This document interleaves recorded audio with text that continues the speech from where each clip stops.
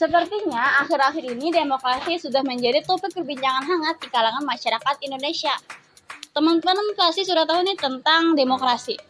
Nah, secara singkat, demokrasi adalah bentuk pemerintahan yang dimana kekuasaan berada di tangan rakyat. Lalu, bagaimana sih sejarah demokrasi pada zaman dulu? Saya Ananda Sofia Dewi, Saya Noraini, saya Mayada. saya Siti Hadijah. Nah, untuk itu kami dari kelompok 8 dengan materi sejarah demokrasi gelombang 1 sampai 4 akan menjelaskan tentang sejarah demokrasi yang sudah kami paparkan sebelumnya.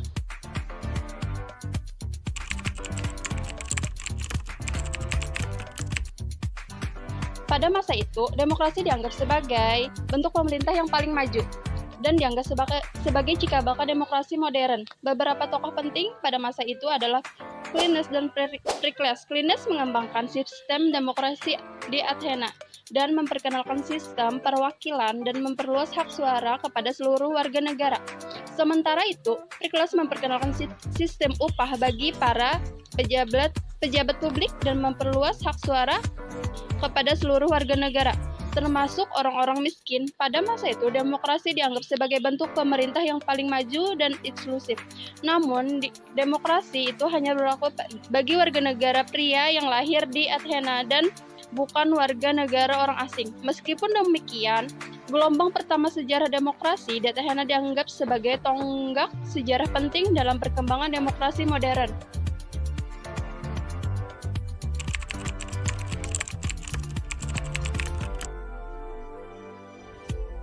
Gelombang kedua sejarah demokrasi terjadi pada abad ke-17 dan abad ke-18 di Inggris dan Amerika Serikat. Pada masa itu, demokrasi berkembang sebagai bentuk pemerintahan yang lebih inklusif dan mengakui hak asasi manusia. Beberapa tokoh penting pada masa itu adalah John Locke dan Thomas Jefferson. John Locke mengembangkan konsep hak asasi manusia dan memperjuangkan hak rakyat untuk memilih wakil mereka dalam pemerintahan. Sementara itu, Thomas Jefferson memperjuangkan hak rakyat untuk memilih wakil mereka dalam pemerintahan dan mengembangkan konsep kemerdekaan dan hak asasi manusia dalam Deklarasi Kemerdekaan Amerika Serikat. Pada masa gelombang kedua sejarah demokrasi, demokrasi berkembang sebagai bentuk pemerintahan yang lebih inklusif dan mengakui hak asasi manusia. Meskipun demokrasi pada masa itu masih terbatas pada warga negara pria yang memiliki harta. Namun, gelombang kedua sejarah demokrasi dianggap sebagai tonggak sejarah penting dalam perkembangan demokrasi modern.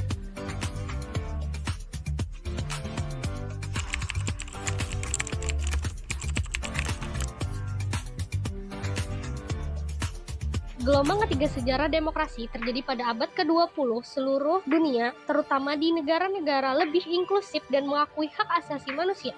Gelombang ketiga dimulai pada tahun 1974 di Portugal, di mana terjadi peristiwa kudeta politik yang mengakibatkan jatuhnya pemerintahan otoriter dan berakhir dengan terbentuknya pemerintahan demokratis. Beberapa negara lain seperti Spanyol, Yunani, dan Amerika Latin juga mengalami transisi menuju pemerintahan demokratis pada masa itu. Gelombang ketiga sejarah demokrasi dianggap sebagai tonggak sejarah penting dalam perkembangan demokrasi modern karena banyak negara yang mengalami transisi menuju pemerintahan demokratis pada masa itu. Meskipun demokrasi pada masa itu masih terbatas pada warga negara yang memiliki harta dan pendidikan, namun gelombang ketiga sejarah demokrasi dianggap sebagai tonggak sejarah penting dalam perkembangan demokrasi modern.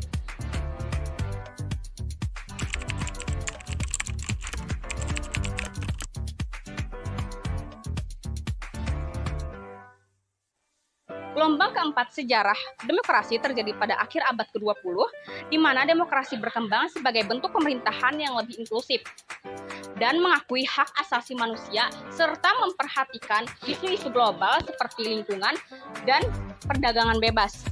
Gelombang keempat dimulai pada awal 1990-an, di mana terjadi gelombang demokrasi terbesar di seluruh dunia. Beberapa negara seperti Afrika Selatan, Korea Selatan, dan Taiwan mengalami transisi menuju pemerintahan demokratis pada masa itu. Beberapa peristiwa penting dalam gelombang keempat sejarah demokrasi itu Arab Spring pada tahun 2011 terjadi serangkaian protes dan pemberontakan di negara-negara Arab yang dikenal sebagai Arab Spring. Pemberontakan ini dimulai di Tunisia dan menyebar ke negara-negara lain seperti Mesir, Libya, dan Suriah. Pemberontakan ini memperjuangkan hak asasi manusia dan demokrasi di negara-negara tersebut. Kedua, transisi demokrasi di Myanmar. Pada tahun 2011, pemerintah Myanmar mengumumkan reformasi politik yang mengarah pada transisi menuju pemerintahan demokratis. Pada tahun 2015, pemilihan umum diadakan dan partai oposisi memenangkan mayoritas kursi di parlemen. Yang ketiga, transisi demokratis di Tunisia. Pada tahun 2011, pemberontakan rakyat di Tunisia mengakibatkan jatuhnya pemerintahan otoriter dan berakhir dengan terbentuknya pemerintahan demokratis. Yang terakhir, untuk keempat, gerakan Black Lives Matter. Pada tahun 2020, gerakan Black Lives Matter di Amerika Serikat memperjuangkan hak asasi manusia dan kesetaraan rasial. Gerakan ini memicu perubahan dalam kebijakan dan tindakan pemerintah terkait isu rasial di Amerika Serikat. Kesimpulan yang kita dapat dari materi tadi yaitu demokrasi pada masa-masa awal masih terbatas pada warga negara yang memiliki harta dan pendidikan.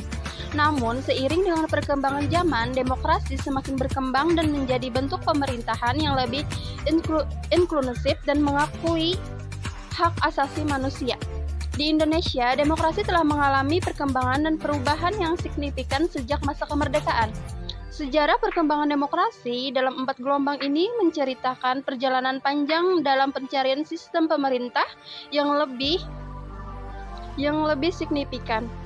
Demokrasi terus diuji melalui tantangan baru. Oleh karena itu, penting bagi masyarakat global untuk bekerja sama dalam menjaga dan memperkuat nilai-nilai demokrasi di seluruh dunia.